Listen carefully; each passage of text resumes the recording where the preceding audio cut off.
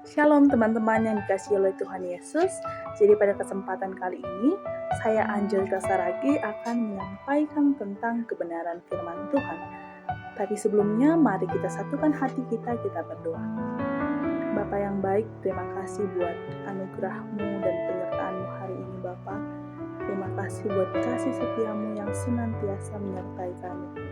Bapa, kami berdoa agar firman-Mu yang sebentar lagi kami sampaikan dapat mengajari kami Tuhan, dan kiranya Roh Kudus mulai yang menyertai kami, agar kami dapat mengerti, memahami, dan menghidupinya di dalam kehidupan kami. Terima kasih Bapa, inilah doa dari anak-Mu, kami serahkan ke dalam tangan pengasihan-Mu dalam nama Tuhan Yesus Kristus. Amin. Jadi teman-teman, nats khotbah kita pada hari ini diambil dari Matius 6 ayat 5 sampai dengan 15. Kita baca bersama-sama. Dan apabila kamu berdoa, janganlah kamu berdoa seperti orang munafik. Mereka suka mengucapkan doanya dengan berdiri dalam rumah-rumah ibadat dan pada tikungan-tikungan jalan raya, supaya mereka dilihat orang. Aku berkata kepadamu, sesungguhnya mereka sudah mendapatkan upahnya. Tetapi jika engkau berdoa, masuklah ke dalam kamarmu, tutuplah pintu dan berdoalah kepada Bapamu yang ada di tempat tersembunyi. Maka Bapamu yang melihat yang tersembunyi akan membalasnya kepadamu. Lagi pula, dalam doamu itu, janganlah kamu bertele-tele seperti kebiasaan orang yang tidak mengenal Allah. Mereka menyangka bahwa karena banyaknya kata-kata, doanya akan dikabulkan. Jadi janganlah kamu seperti mereka, karena Bapamu mengetahui apa yang kamu perlukan sebelum kamu minta kepadanya. Karena itu, berdoalah demikian.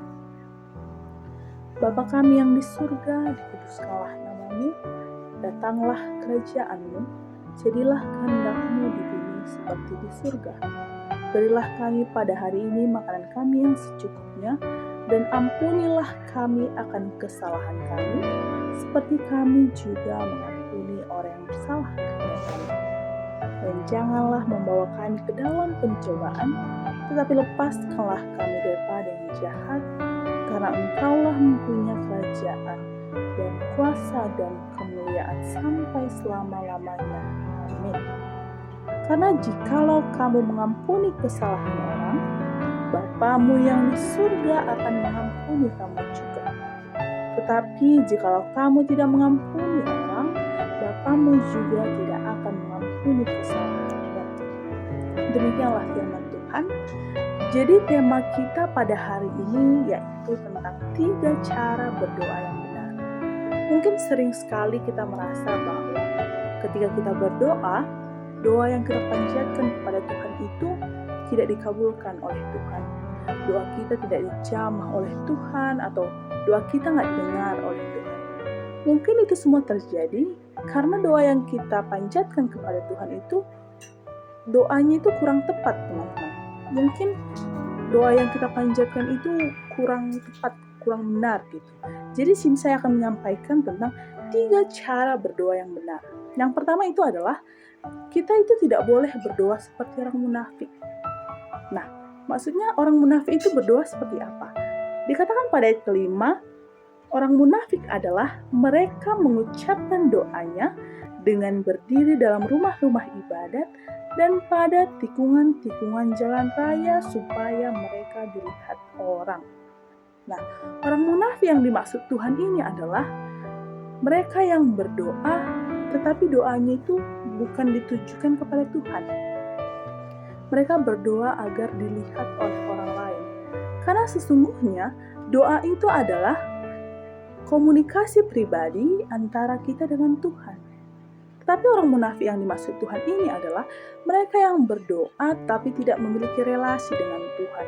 Mereka berdoa hanya untuk dilihat orang.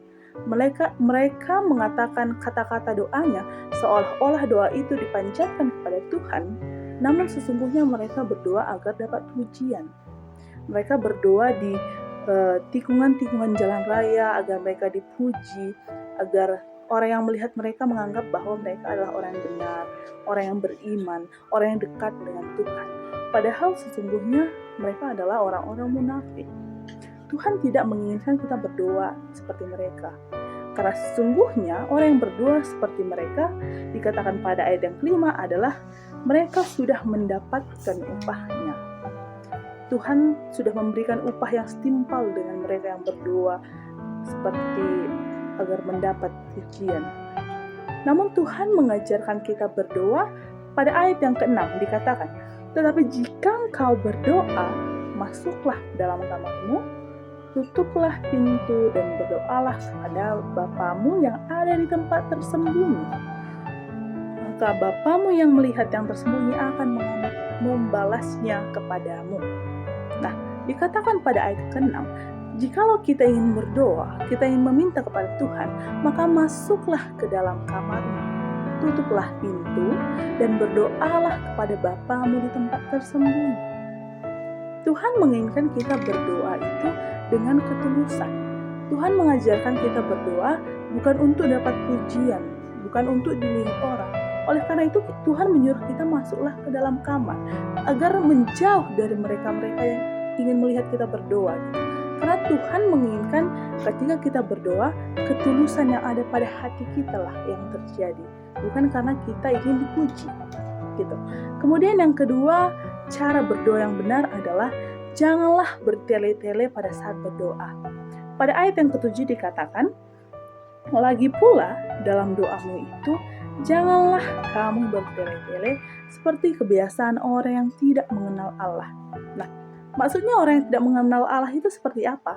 Dikatakan kembali bahwa mereka menyangka bahwa karena banyaknya kata-kata doanya akan dikabulkan. Nah, orang yang tidak mengenal Allah itu adalah orang yang berdoa dengan kata-kata yang banyak. Mereka menyangka doa itu dikabulkan karena banyaknya kata-kata yang disampaikan pada saat berdoa.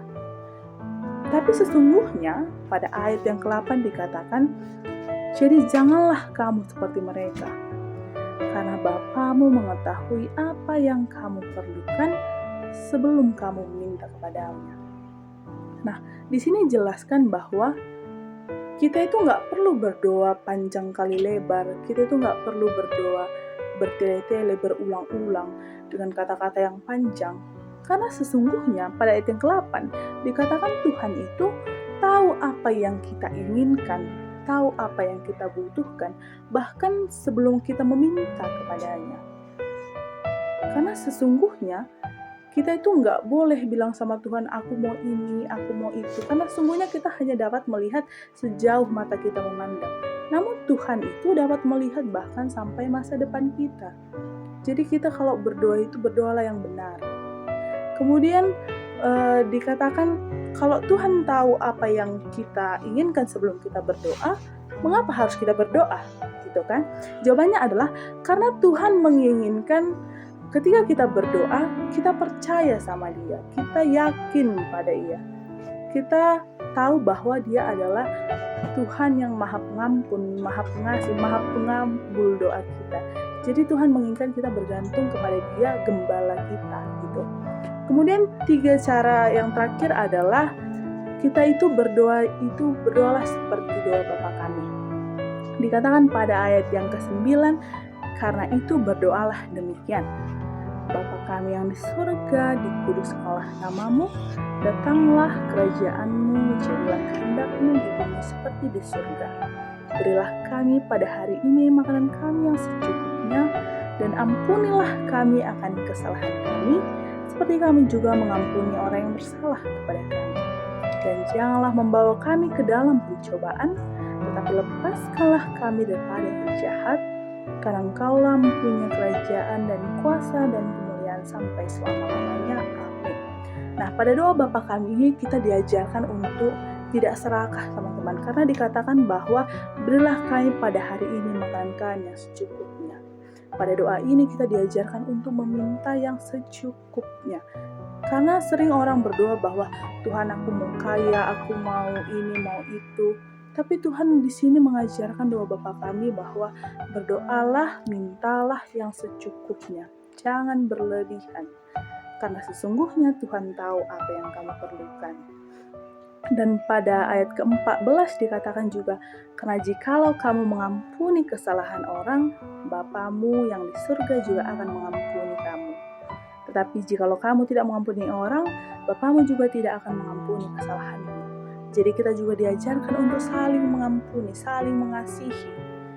Karena jikalau kita mengampuni orang lain, Bapa yang di surga juga akan mengampuni kita. Sebaliknya, jikalau kita tidak mengampuni, Tuhan juga tidak mengampuni kesalahan kita. Jadi kesimpulan khotbah kita hari ini yaitu ketika kita berdoa, janganlah berdoa seperti orang munafik yang hanya menginginkan pujian. Kemudian janganlah kita bertele-tele pada saat berdoa, tapi berdoalah yang memang benar-benar dari hati. Yang terakhir adalah kita harus berdoa seperti doa Bapa kami, karena doa Bapa kami adalah doa yang dapat kita jadikan sebagai teladan. Demikian firman Tuhan hari ini, kita bersatu dalam doa.